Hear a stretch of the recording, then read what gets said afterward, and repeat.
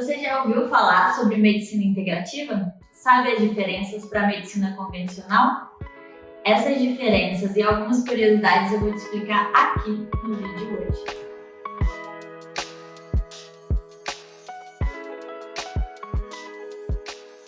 Eu sou Isabela Rocha, sou médica integrativa, uso e recomendo a meditação como tratamento de doenças físicas e mentais. Primeiro, o que é medicina integrativa? Também é chamada de medicina complementar. A medicina integrativa é olhar o ser como integral, holístico. Holo significa todo, então é perceber e levar em consideração as questões mentais, as questões físicas, as questões emocionais, o contexto que essa pessoa está inserida. A medicina integrativa antigamente era chamada de medicina alternativa, só que a gente não usa mais esse termo porque ele dá uma ideia de que ela é secundária à medicina convencional, sendo que o objetivo principal da medicina integrativa é integrar, é fazer com que seja o melhor para o paciente, independente da origem desse tratamento. Então a gente busca um nome que busque a união, a complementariedade e não que separe, que é o que a medicina convencional fez um pouquinho, né? A medicina convencional é também chamada de medicina tradicional ou até mesmo medicina ocidental. Isso porque lá no Oriente é muito comum que as outras terapias tenham tanto importância ou mais do que os remédios. A medicina convencional ela é pautada na física clássica. Ela estuda o movimento de massas, então ela enxerga o corpo humano como uma máquina, onde quebra uma peça, encaixa com outra, ela só estuda os movimentos, ela não considera uma coisa que eu acho primordial e o mais bonito da medicina integrativa, que é o poder desse ser em mudar, em escolher diferente e não só ser uma consequência do meio, mas sim ter autoridade, ter autonomia em mudar o seu destino. Então, a medicina integrativa ela é baseada na física quântica, que considera esse poder da consciência para a mudança de destinos, para a mudança de desfechos, para realmente ter autonomia sobre a sua vida. No Brasil, a medicina integrativa foi regularizada a partir da Política Nacional das Práticas Integrativas e Complementares, que teve a primeira diretriz em 2006, são as PNPICs. Atualmente já são 29 terapias aceitas pelo SUS, entre elas a meditação, o yoga, a acupuntura, a aromaterapia, biodança e diversas outras sabedorias populares. Esse, ao meu ver, é um dos pontos mais bonitos da medicina integrativa, porque ela valoriza toda a sabedoria milenar que nos trouxe até aqui, antes mesmo da medicina convencional ser criada, dos fármacos serem criados, das cirurgias serem criadas e de tudo isso que abarca a medicina convencional. Você está gostando desse assunto? Aproveita e curte esse vídeo, se inscreve no canal e manda para alguém que já praticava as práticas integrativas ou que está precisando mudar um pouquinho esse foco. E eu não estou aqui só para falar mal da medicina convencional. Atualmente eu trabalho em muitos pronto-socorros e é lá que a medicina convencional tem seu lugar. Quando você precisa de uma coisa rápida, uma coisa aguda, uma coisa que realmente seja mais intensa do processo, né? Uma infecção, alguma emergência, você usa esses remédios.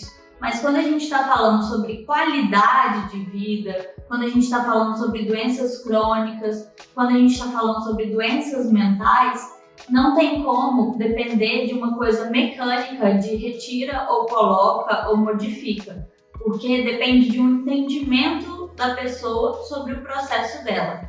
Isso, infelizmente, a medicina convencional não proporciona. A medicina convencional, ela classifica as pessoas como doenças.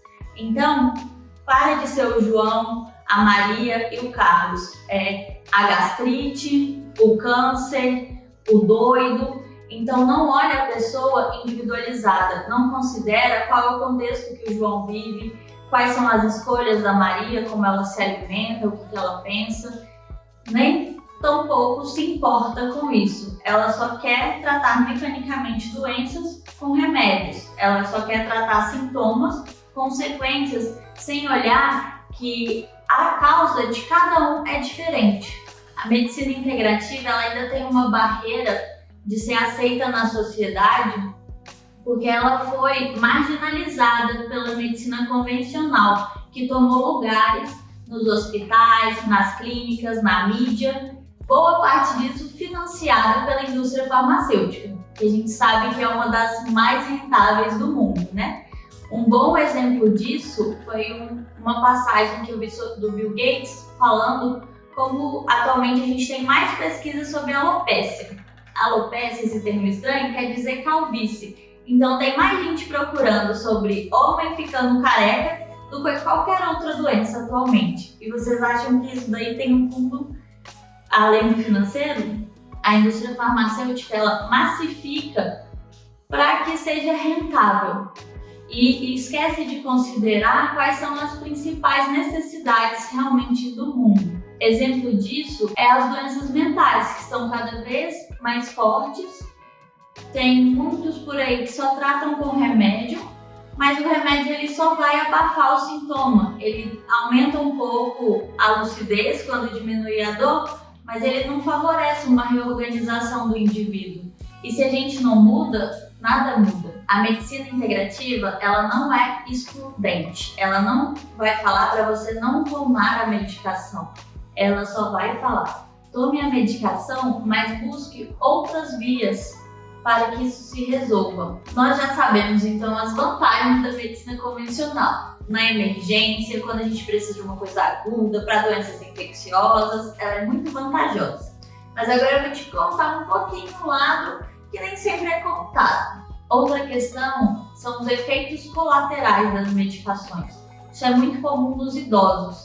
A gente chama de polifarmácia. É quando eles tomam muitas medicações e às vezes um novo sintoma nada mais é do que o efeito colateral de um remédio que ele já tomava. Aí tá até a importância do geriatra, porque o geriatra consegue ver toda essa complexidade que é a saúde de um idoso e não só mexendo no coração, não só mexendo no pulmão, não só mexendo nos rins, como se fossem compartimentos separados, sendo que eles são codependentes e um vai influenciar no outro. Então é necessário essa visão mais ampla que muitas vezes a medicina convencional não nos proporciona. Outra coisa, você já teve curiosidade de ler sobre bula de remédio? Fala sério, dá vontade de desistir, né? Você fala, eu queria tomar só para dor de cabeça, eu posso ter 15 sintomas piores?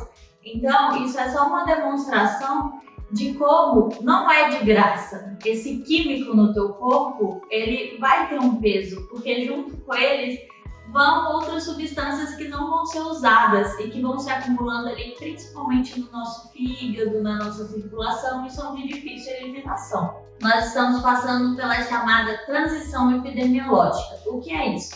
Antigamente, o que mais matavam eram as doenças infecciosas, mas a gente deu conta disso com o sanitarismo, com as vacinas, com alguns cuidados, também com os tratamentos convencionais. Agora a gente está entrando num período em que as doenças crônicas são a maioria, que a gente também já conseguiu uma sobrevida, e agora a gente está entrando na chamada epidemia da saúde mental. É chamado mal do século, a ansiedade e a depressão.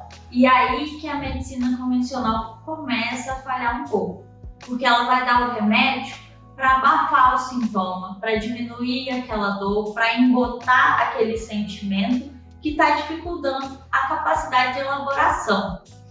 Mas ela não vai reorganizar o sujeito. E para essas doenças crônicas, para essas doenças mentais, a gente precisa de uma mudança do estilo de vida. Então a soma dos fatores não altera o produto. Se você está fazendo a mesma coisa, você vai ter o mesmo resultado.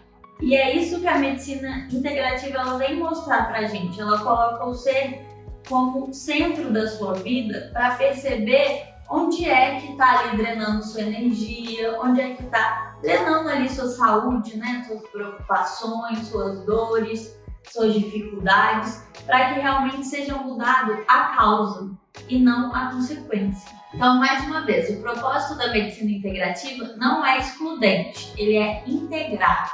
Sempre que necessário, a gente entra com medicação, mas a gente vai um pouquinho além. E outra vantagem é que a medicina integrativa é muito mais barata. São terapias que estão por aí e que muitas vezes a gente nem reconhece, porque sempre fizeram parte do nosso dia a dia. Então, chás que as nossas avós preparavam, aula de yoga, aula de educação física que você vai. Então, se você ficou com alguma dúvida desse assunto, que é muito extenso e eu amo falar, coloca aqui no comentário sua dúvida que em breve a gente vai fazer um vídeo. Aproveitando, me segue lá no Instagram, porque lá eu vou compartilhar mais dicas do dia a dia, a gente vai poder estar mais pertinho, trocar mais.